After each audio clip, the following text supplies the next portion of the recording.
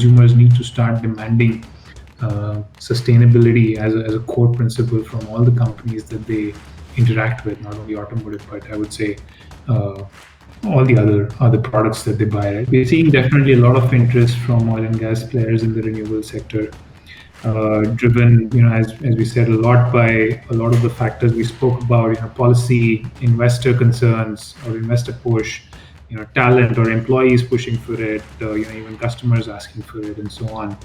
But I think more importantly, we see that because it's just pure good business sense, actually. So we are seeing that it just is a way better business proposal and business case to invest in renewables at this point in time.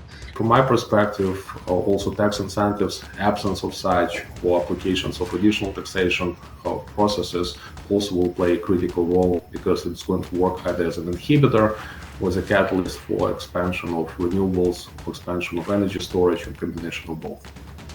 Policies have been important in the trajectory of renewable energy from a cost perspective.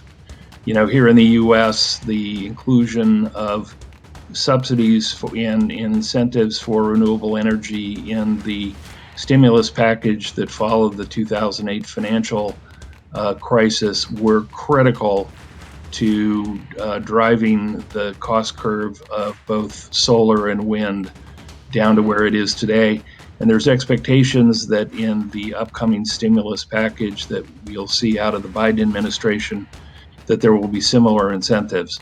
But there are also other examples on the negative side where problems in the marketplace derive from friction in the regulatory space. I mentioned utility governance in the U.S., but there are a lot of other examples, and there are a lot of technologies that are on the shelf that never find a market because of lack of a friendly regulatory environment, whether it's from a push perspective or a pull perspective.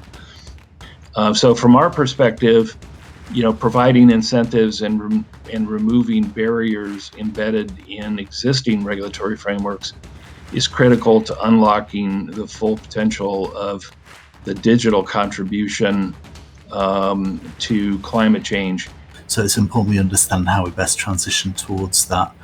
One area that's quite frequently overlooked is the opportunity to leverage existing organic wastes. So it's important that we as citizens and as businesses focus on reducing food waste wherever possible. But there are inedible parts, unavoidable food waste, and then also agricultural waste, landscape waste that also could be considered. So I think there's a real opportunity to apply whole system thinking and to look at how we drive innovation in organic solutions, which again could also help manage that transition away from fossil fuels in combination with the more obvious renewable solutions. Storage, absolutely critical technology for more and more renewable usage, and for the entire transition to work more effectively, because we'll not be able to integrate renewables because of all the intermittency issues. In the world that I circulate in, energy efficiency has always been referred to as the first fuel.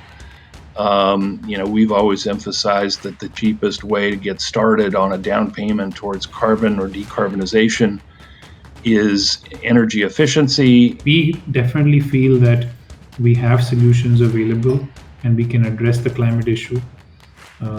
We just need strong proponents of change at various places, including at the customer end, in the regulators or the policymakers, as well as with the corporates. I think a lot of the answers are out there, but no one organisation is big enough to be able to deliver the change that we need to see. So I think we can deliver that change, but we need to do it through collaborative action.